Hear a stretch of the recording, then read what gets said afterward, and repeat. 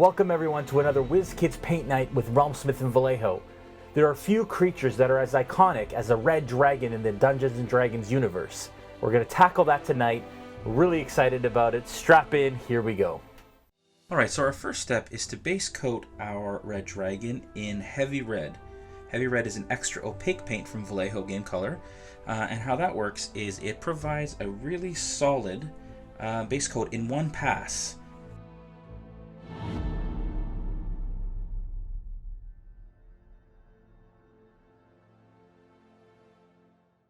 Once it has completely dried, we're going to go ahead and add a black wash to the entire miniature. We don't want this to be too heavy. We do want to dilute it just a little bit, but basically we're going to place it onto the miniature and then we're going to move it around the miniature so that it settles into all the recesses. It's going to add shadow and tone and dimensionality to the miniature while also bringing out that awesome detail.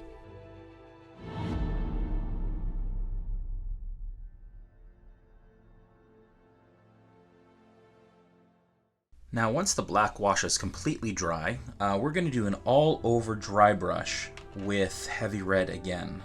And what this will do is, as you can see, the miniature has been darkened fairly significantly using the black wash. And so for a dry brush, what we want to do is load our brush, and then we want to wipe most of that paint off on the paper towel. Seems a little counterintuitive, but the point of that is to have basically just dry residue on the brush. And what you're going to do is you're going to go against the grain all across the entire miniature with that brush that is now loaded with dry red paint. And what that will do is it will actually pick up all of the highest detail while still maintaining that shadow in the recesses caused by the black wash. We're going to do that all over the miniature.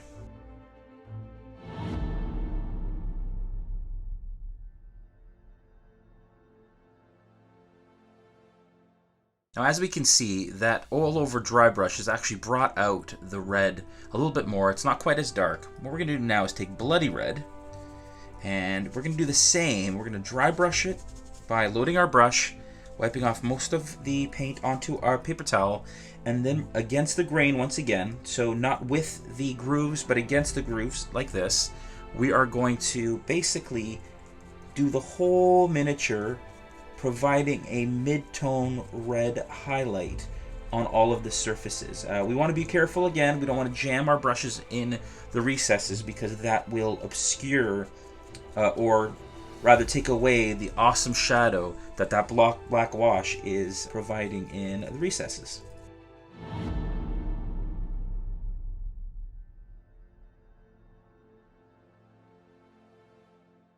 Our next highlight and final highlight on the red scales is to take Orange Fire, and we're going to again dry brush Orange Fire onto the miniature. But now we're going to focus mostly on the areas that would catch the most light, so the highest areas of the miniature, and we want to be sparing with this because we don't want to overdo the effect.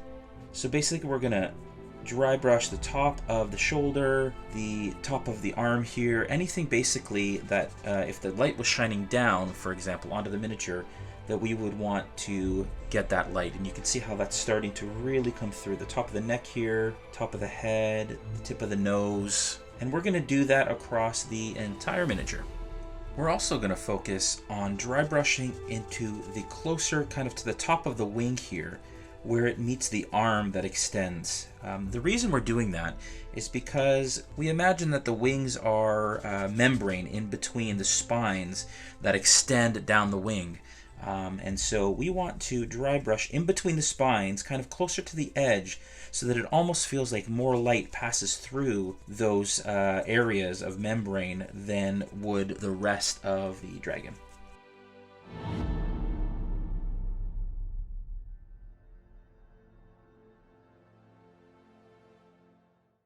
Now we're going to take an overbrush technique once that orange is in there and we've hit all the highlights on all the scales. And it's looking really good. We're going to take some black, we're going to wipe a little bit of it off, but overbrushing is like dry brushing, except that you're just not wiping as much paint off.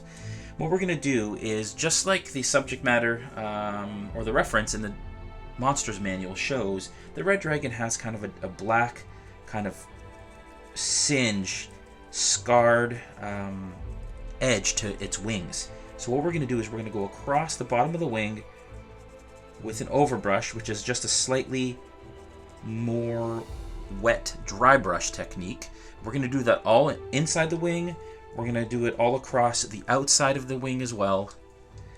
And then we're going to also do it along the frill on the back. And we don't want it to look uniform. We want it to blend. So again, that slight overbrush / dry brush will help to blend it nicely into the rest of the miniature.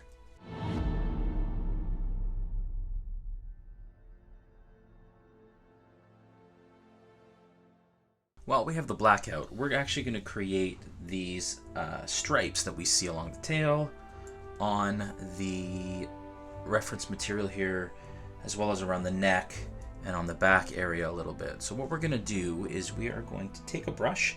This is a number 2 brush, and we're basically just going to create small little stripes that come down the side of the neck and all down the back as well.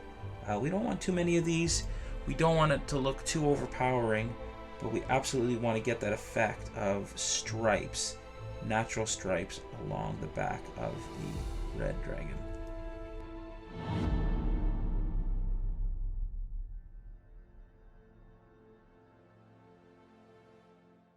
Now we're going to take the scales that run along the belly and down all along the tail, and we're going to base coat those with heavy ochre. Heavy ochre, again, is another heavy extra opaque paint from Vallejo Game Color. And basically what we're doing here is we are creating a decent base coat, and then we can go and highlight and add a sepia wash to. So we are going to do that across all of these scales, along the chest, down along the belly, down the tail as well.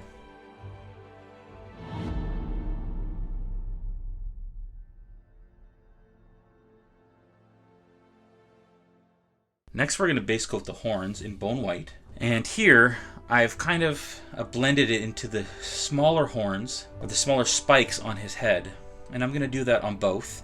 We're also going to base coat the spikes on his wings, the little spikes on the side of his face, his teeth, all of his claws as well. And we're going to do that across the whole miniature.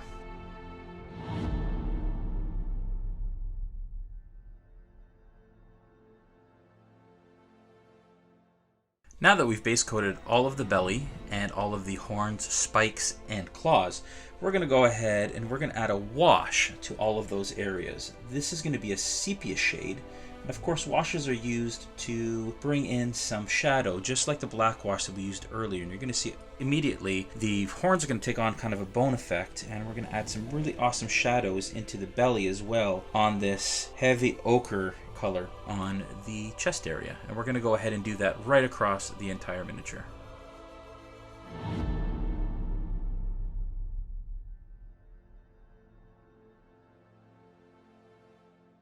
Once that sepia wash is dried, we're going to go ahead now and highlight all of the claws with bone white again. Now what we're doing here is we're using kind of a line effect. We're painting straight lines down the claws to make them look almost like they have a bony texture on them. Then we're also going to go ahead and do that on all the spikes as well. Basically, again, drawing straight lines down the claws, and we'll use a smaller brush for some of the smaller spikes. And then we're also going to almost use an overbrush effect for the horns, where we're going to use the side of the brush, and we're just going to drag it along the horns to catch the kind of top edge of some of these horns. Now, for those that don't get delineated in that way, we can go ahead with the brush and just paint each kind of ridge, and that will be final highlight on those horns. Additionally, once we're done that, we're going to go into the teeth as well and paint along the teeth. We're going to do that over all of those kind of bony areas on the mini.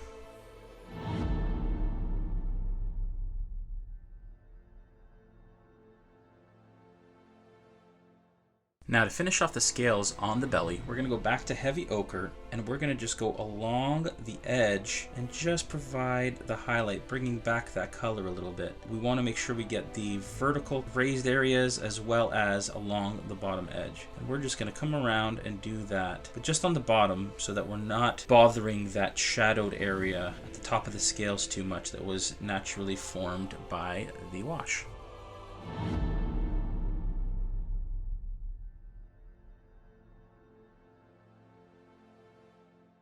Now that that's done, what we're going to do is we're going to take a little bit of heavy ochre and mix it in with some bone white for a final highlight on here. Bone white on its own will probably be too bright at this stage, but we're basically just going to paint it along the bottom of each of these scales just to add one final highlight and some extra kind of definition to the scales along the belly. We're going to do that all the way from the neck all the way to the bottom of the tail.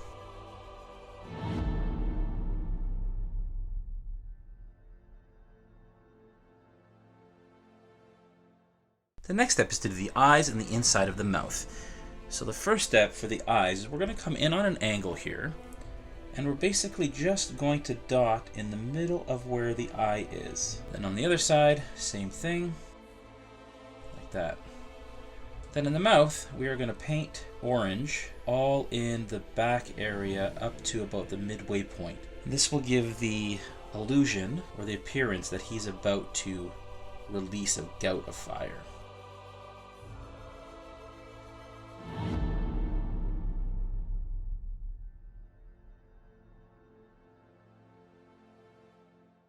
Then, using pale yellow, we're going to do the same thing. We're just going to make even smaller kind of dot right in the center of the eye. And that'll again make it look like it's a glowing orb in his head. Like that, we're going to do that on both sides. And then we're going to paint pale yellow into the center of the mouth area where we already painted the orange fire, but just not as big an area. So we're just going to put it right at the back of the throat as if his flame breath is about to ignite out from his mouth.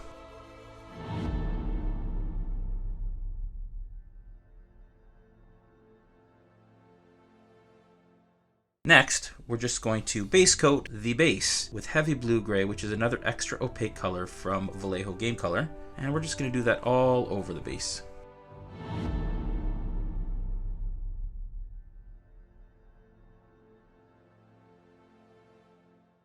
And after you've base coated it with heavy blue-gray, we're going to give it a healthy wash with the Vallejo black wash. And that will go all over the base.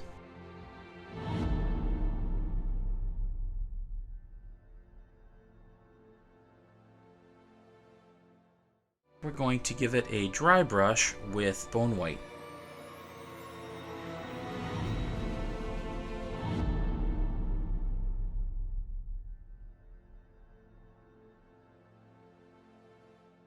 And that will complete the red dragon. Thanks everyone for joining us for the Nolzur's Marvelous Miniatures Red Dragon tutorial today. We had a great time. Make sure that after the fact, you use a Vallejo matte varnish on that dragon so that when you're handling it at the table, you're not scraping off all that awesome paint that you just put on it. Also, make sure you post and tag D&D, Vallejo, WizKids, and Realmsmith in your creations. We really want to see what you come up with. Have a great one. We'll see you next time.